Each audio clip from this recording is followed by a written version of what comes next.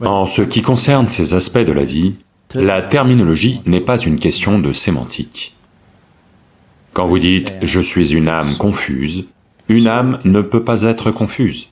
Vous êtes un mental confus. Pourquoi est-ce que c'est si important de corriger ça? Parce que si vous ne comprenez pas la distinction entre une chose et une autre, imaginez que vous allez chez votre médecin, parce que vous avez un problème cardiaque, et vous dites « Docteur, j'ai des problèmes de foie ». Il va s'occuper d'autre chose. Vous savez? N'est-ce pas? Donc, c'est très important. Ce n'est pas une question de sémantique, il ne s'agit pas juste de couper les cheveux en quatre. C'est exactement comme ça. Vous avez un problème au cœur, mais vous allez voir un spécialiste du foie. Ça ne sera pas une solution, ça sera plus de problèmes, parce que de toute façon, une fois que vous allez chez lui, il doit faire une opération. De votre foie, que vous ayez un problème de foie ou pas. Ça fait partie des affaires, ok? Donc, c'est très important. Votre âme ne peut pas être confuse.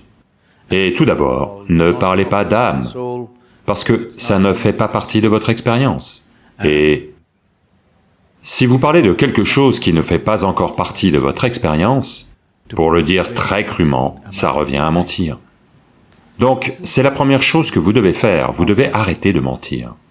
Ne parlez pas de quoi que ce soit qui n'est pas encore une réalité pour vous. Peut-être que c'est dit dans la Gita, peut-être que c'est écrit dans les Védas, peut-être que tout le monde en parle, peu importe. Ce n'est pas vrai pour vous, vous n'en parlez pas. Vous ne parlez pas d'âme, vous ne parlez pas de paradis, vous ne parlez pas de Dieu, parce que ce n'est pas encore une réalité pour vous. Si vous ne parlez pas de ces choses, un certain désir va apparaître en vous, qui va vous y mener. Si vous en parlez, vous allez vous satisfaire de ragots. La chose réelle ne va jamais vous arriver. Vous serez comblé par des ragots. Les ragots sont une chose très satisfaisante, vous savez? Oui. Oui. Beaucoup de gens évitent la réalité juste en racontant des ragots. Tout un tas de gens évitent la réalité juste en allant au cinéma. Le cinéma, c'est le ragot de quelqu'un, n'est-ce pas? L'histoire de quelqu'un. Je ne suis pas contre, mais ce que je dis, c'est que si vous utilisez ça pour améliorer votre vie, c'est ok. Si vous l'utilisez pour éviter votre vie, c'est un grave problème, n'est-ce pas? Et beaucoup de gens l'utilisent pour éviter la vie. Vous savez, vous n'avez pas à faire quoi que ce soit dans votre vie, vous allez juste vous asseoir dans une salle sombre, acheter un paquet de pop-corn, quelqu'un va aimer, quelqu'un va se battre, quelqu'un va vivre, quelqu'un va tout faire. Vous avez juste à manger du pop-corn et ça a lieu. Vous pouvez pleurer, vous pouvez rire, et vous pouvez sortir, et c'est fini. Et ils vous disent quand c'est fini. De nos jours, ils ne mettent plus fin, vous êtes censé comprendre que c'est fini. Il fut un temps où ils disaient « fin », juste au cas où vous n'auriez pas compris. Vous pourriez rester à la prochaine séance. Donc, ne vous dupez pas. C'est le moins que vous puissiez faire pour vous-même, c'est de ne pas vous baratiner. Si vous ne baratinez pas les autres aussi, votre vie autour de vous va aussi s'améliorer de façon phénoménale. Mais ça, je vous laisse voir, ok? C'est votre décision. Mais au moins, avec cette personne-ci, soyez franc à 100%, pas de foutaise. Vous devez faire ça, parce que cette personne le mérite et vous lui devez ça, qu'avec celui-ci au moins, je ne sais pas dans quel type de situation sociale ou autre vous êtes, si vous pouvez arrêter de baratiner les autres. Si vous faites ça, vous pouvez construire une vie phénoménale autour de vous aussi. Si vous pouvez le faire autour de vous, c'est formidable, vous allez construire quelque chose de merveilleux. Si cela n'est pas possible, au moins avec cette personne-ci, ne baratinez pas cette personne. Au moins avec cette personne-ci, franc à 100%. Donc, c'est simplement parce que il fut un temps où cette culture était une atmosphère spirituelle vibrante. Comparée à cette époque, elle est dans un état très dégradé en ce moment. Cette vivacité spirituelle vibrante a disparu, mais le jargon subsiste encore. Où que vous alliez, les gens parlent d'âme, d'atma, de paramatma et de ci, de ça. Le jargon subsiste encore dans le langage courant et dans les atmosphères ambiantes, bien que le feu ait disparu. À cause de cela, d'un côté, ça aurait pu être une influence positive, mais c'est aussi une influence négative, parce que vous parlez de choses les plus élevées de façon triviale. Donc, toutes les choses les plus élevées vont simplement mourir, en parlant comme si c'était des ragots. Les gens vont discuter de la Gita dans un café. Les gens vont... Vous savez, rien de mal avec le café, je dis juste que ce n'est pas fait avec la concentration ou la sacralité que ça requiert. Sacralité, pas dans le sens de l'élever à un certain rang. Sacralité dans le sens où, si vous voulez mettre vos mains dans le lait, vous allez vérifier que vos mains sont propres, n'est-ce pas? Parce que autrement il va mal tourner. C'est exactement pareil, si vous voulez mettre les mains dans quelque chose, avant ça, un petit peu de soin. Autrement, vous allez devenir une âme confuse, ce qui est impossible.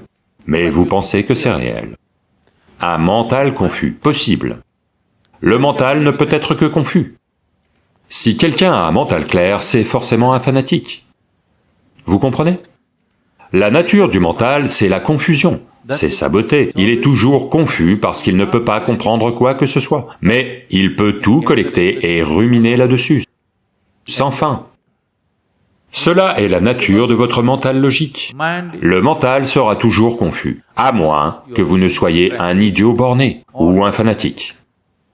Autrement, le mental sera confus. Un mental confus, c'est bien. Si vous savez comment organiser votre confusion, si vous savez comment gérer votre confusion, si vous savez comment augmenter l'immensité de votre confusion consciemment, si vous pouvez gérer votre confusion consciemment, le mental est un instrument très productif. Si vous cherchez un mental qui n'est pas confus, vous pouvez aller vous faire opérer du cerveau. Vous pouvez en enlever la moitié, il n'y aura pas de confusion. Clair?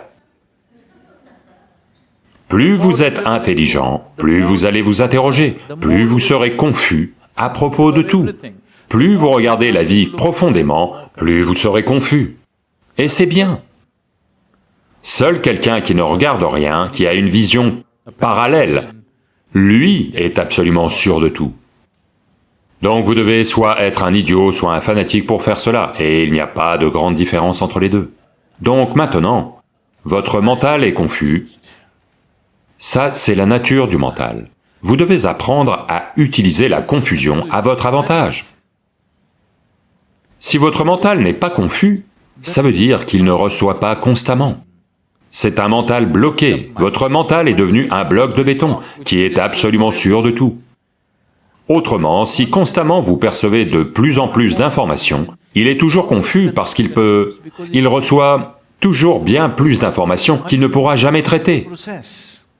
Tellement d'informations. Tout ce que vous voyez, si vous regardez un peu plus attentivement, ici même dans cette pièce, vous pouvez voir tant de choses que vous n'avez jamais pensé possible dans votre vie. Vous comprenez?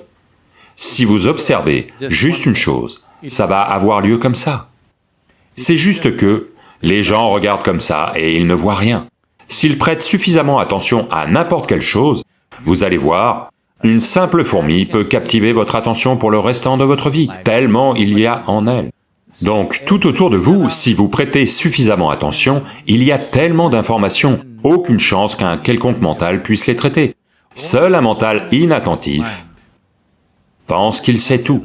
Un mental attentif est toujours dans le questionnement et la confusion à propos de chaque petite chose dans l'univers. Et c'est comme ça qu'il doit être.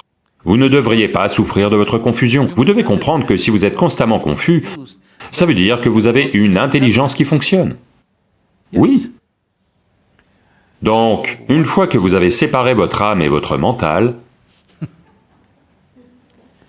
une âme inexistante dans votre expérience, le mental reçoit trop de choses de toutes les directions tout le temps, indéfiniment, réveillé ou endormi.